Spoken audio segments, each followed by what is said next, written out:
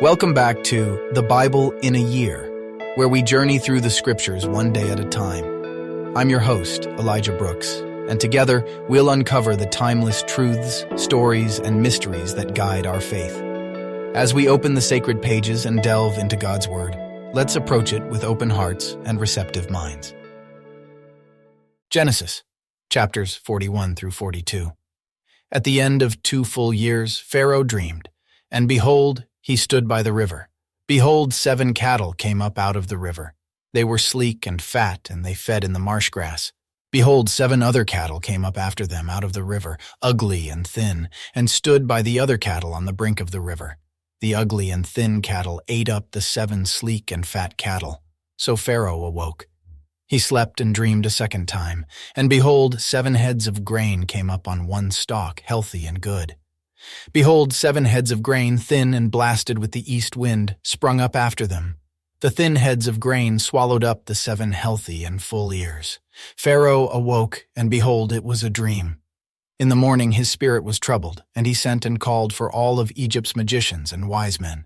Pharaoh told them his dreams, but there was no one who could interpret them to Pharaoh. Then the chief cupbearer spoke to Pharaoh, saying, "I remember my faults today. Pharaoh was angry with his servants and put me in custody in the house of the captain of the guard with the chief baker. We dreamed a dream in one night, he and I.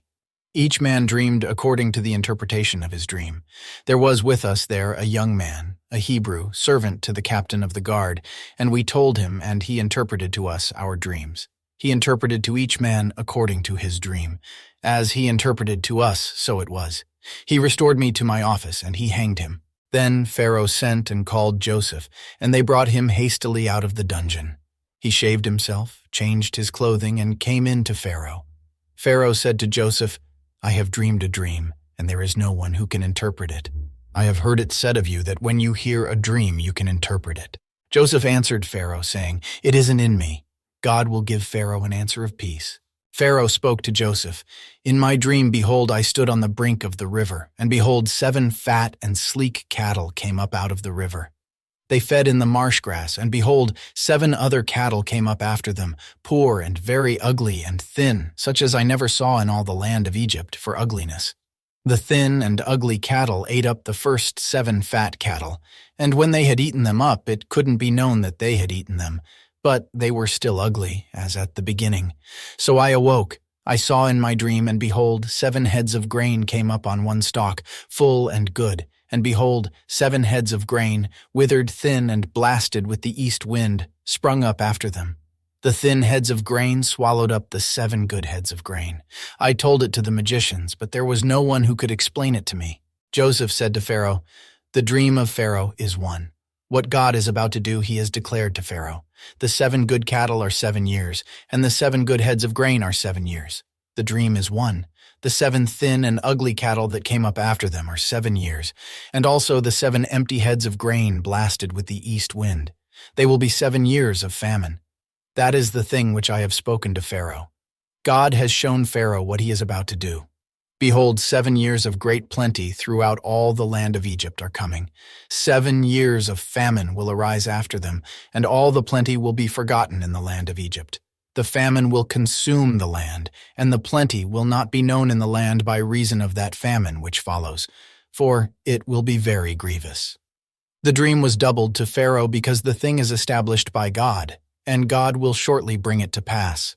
Now therefore let Pharaoh look for a discreet and wise man, and set him over the land of Egypt. Let Pharaoh do this, and let him appoint overseers over the land, and take up the 5th part of the land of Egypt's produce in the 7 plenteous years. Let them gather all the food of these good years that come, and store grain under the hand of Pharaoh for food in the cities, and let them keep it. The food will be to supply the land against the 7 years of famine, which will be in the land of Egypt, so that the land will not perish through the famine. The thing was good in the eyes of Pharaoh and in the eyes of all his servants. Pharaoh said to his servants, "Can we find such a one as this, a man in whom is the Spirit of God?" Pharaoh said to Joseph, "Because God has shown you all of this, there is no one so discreet and wise as you. You shall be over my house. All my people will be ruled according to your word. Only in the throne I will be greater than you." Pharaoh said to Joseph, "Behold, I have set you over all the land of Egypt." Pharaoh took off his signet ring from his hand and put it on Joseph's hand, and arrayed him in robes of fine linen, and put a gold chain about his neck. He made him ride in the second chariot which he had. They cried before him, "Bow the knee." He set him over all the land of Egypt. Pharaoh said to Joseph, "I am Pharaoh. Without you no man shall lift up his hand or his foot in all the land of Egypt."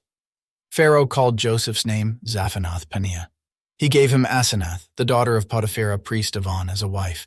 Joseph went out over the land of Egypt. Joseph was 30 years old when he stood before Pharaoh, king of Egypt. Joseph went out from the presence of Pharaoh and went throughout all the land of Egypt. In the 7 plenteous years the earth produced abundantly. He gathered up all the food of the 7 years which were in the land of Egypt, and laid up the food in the cities. He stored food in each city from the fields around that city. Joseph laid up grain as the sand of the sea, very much, until he stopped counting, for it was without number.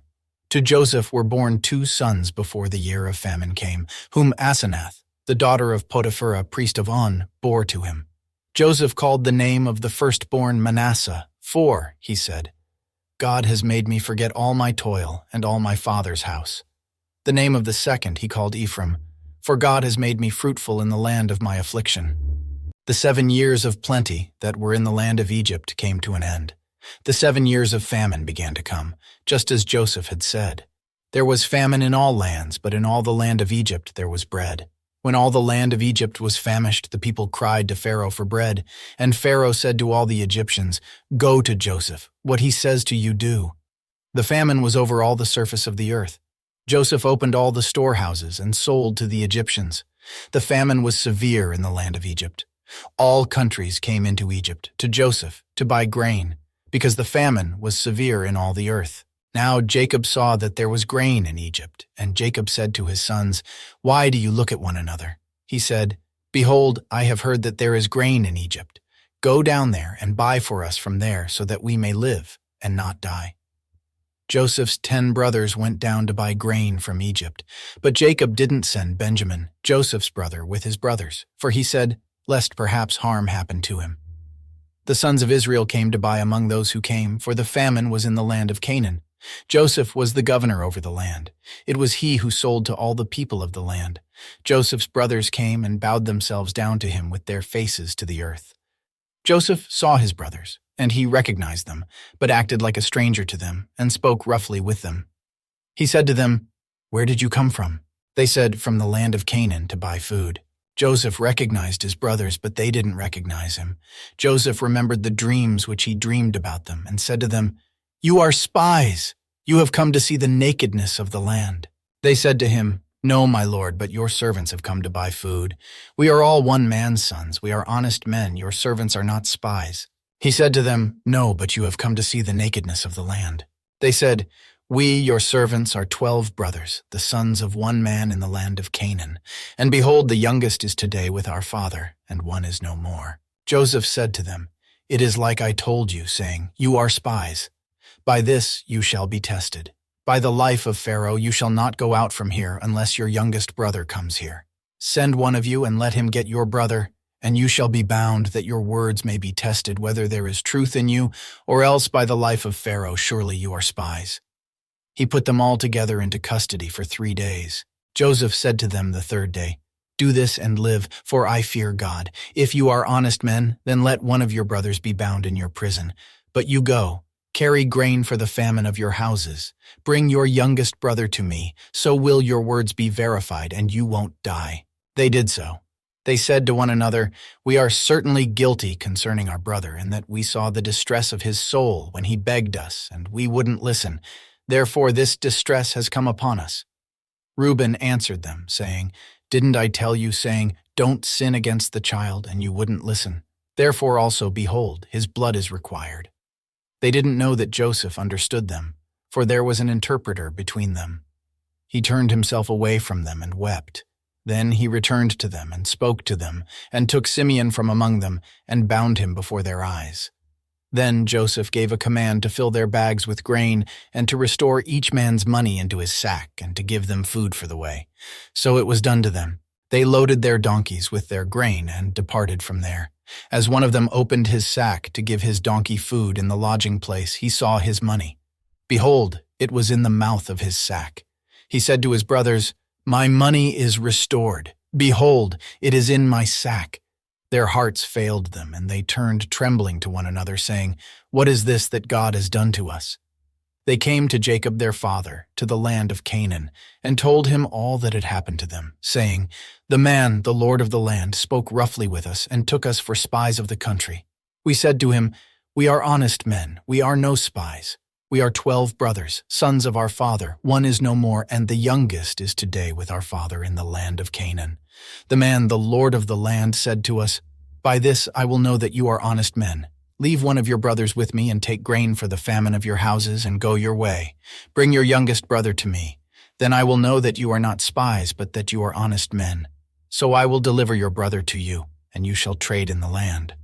As they emptied their sacks, behold, each man's bundle of money was in his sack. When they and their father saw their bundles of money, they were afraid. Jacob, their father, said to them, 'You have bereaved me of my children. Joseph is no more, Simeon is no more, and you want to take Benjamin away. All these things are against me.' Reuben spoke to his father, saying, 'Kill my 2 sons if I don't bring him to you. Entrust him to my care, and I will bring him to you again.' He said, 'My son shall not go down with you, for his brother is dead, and he only is left. If harm happens to him along the way in which you go, then you will bring down my gray hairs with sorrow to Sheol.'" Psalm 13. How long, Yahweh? Will you forget me forever? How long will you hide your face from me? How long shall I take counsel in my soul, having sorrow in my heart every day? How long shall my enemy triumph over me? Behold and answer me, Yahweh my God. Give light to my eyes, lest I sleep in death, lest my enemy say, "I have prevailed against him," lest my adversaries rejoice when I fall. But I trust in your loving kindness. My heart rejoices in your salvation. I will sing to Yahweh, because he has been good to me. And so, dear listeners, we close another chapter in our journey through the Scriptures. We hope that today's passage has enlightened your spirit, and that you carry its wisdom with you throughout your day. Thank you for joining us on The Bible in a Year. Remember, the Word of God is a light unto our path, guiding us, inspiring us, and drawing us closer to Him with every verse. We invite you to join us again tomorrow as we continue our exploration of the Holy Bible. Until then, may God's grace and peace be with you.